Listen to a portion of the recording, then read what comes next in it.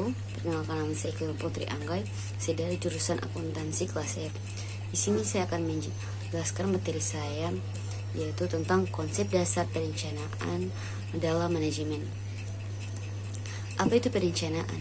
Perencanaan adalah suatu proses yang berisi sejumlah langkah-langkah yang mendefinisikan tujuan organisasi, membuat strategi untuk mencapai tujuan tertentu dan mengembangkan rencana.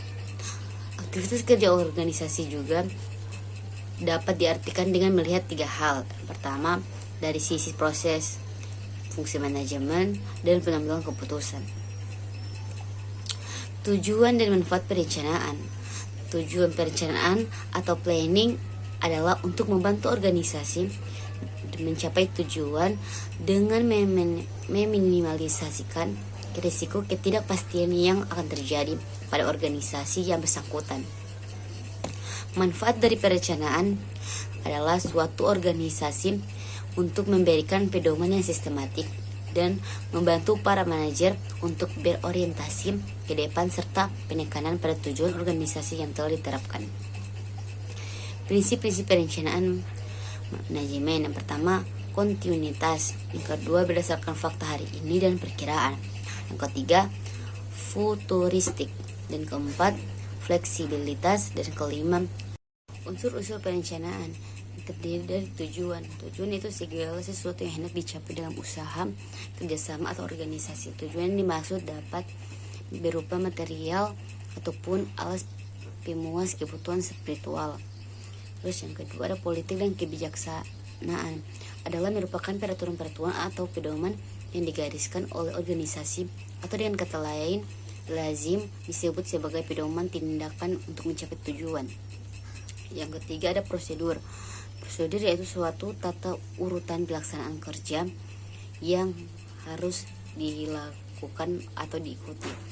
Yang keempat ada budget, yaitu suatu anggaran yang berupa ikhtisar dari pada hasil yang diharapkan dicapai dan biaya atau input yang diperlukan untuk mencapai hasil itu. Yang kelima ada program.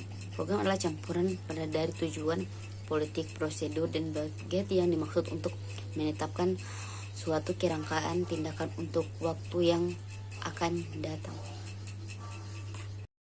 Sifat-sifat perencanaan. Yang pertama, pemakaian kata yang sederhana dan jelas dalam arti mudah dipahami oleh yang menerima sehingga penafsiran yang berbeda-beda dapat ditiadakan. Terus yang kedua ada fleksibel. Suatu rencana yang harus menyesuaikan dengan keadaan sebenarnya. Bila ada perubahan maka tidak semua rencana dirubah dimungkinkan ditiadakan. Terus yang ketiga ada stabilitas. Stabilitas tidak perlu setiap kali rencana mengalami perubahan, jadi harus dijaga stabilitasnya, harus ada dalam pertimbangan. Terus yang keempat ada dalam perimbangan, berarti bahwa pemberian waktu dan faktor-faktor produksi kepada siapapun tujuan organisasi seimbang dengan kebutuhan. Terus yang kelima meliputi seluruh tindakan yang dibutuhkan, jadi meliputi fungsi-fungsi yang ada dalam organisasi. Jenis-jenis perencanaan. Yang pertama perencanaan strategi. Perencanaan strategi yaitu rencana yang dikembangkan untuk mencapai tujuan strategi. Yang kedua perencanaan taktis. Tujuan taktis dikembangkan untuk mengimplementasikan bagian tertentu dari rencana strategis. Terus yang ketiga perencanaan operasional, adalah rencana yang terberatkan pada perencanaan rencana taktis untuk mencapai tujuan operasional. Kelebihan dan kelemahan perencanaan. Kelebihan perencanaan yaitu membantu manajemen untuk menyesuaikan diri dengan perubahan yang terjadi. Yang kedua, memungkinkan manajemen memahami keseluruhan gambaran operasi yang diinginkan. Terus yang ketiga, membantu penetapan tanggung jawab secara lebih jelas dan tepat. Yang kelima, membuat tujuan lebih khusus terperinci dengan memudahkan dipahami. Terus yang keenam, minimum pekerja yang tidak pasti. Terus yang ke-7, menghemat waktu, usaha, dan dana. Terus kelemahannya yaitu Pekerjaan tercakup dalam perencanaan terkadang berlebihan atau tidak sesuai dengan kenyataannya. Yang kedua, perencanaan cenderung menunda kegiatan. Yang ketiga, perencanaan mungkin terlalu membatasi manajemen untuk berinisiatif dan inovatif.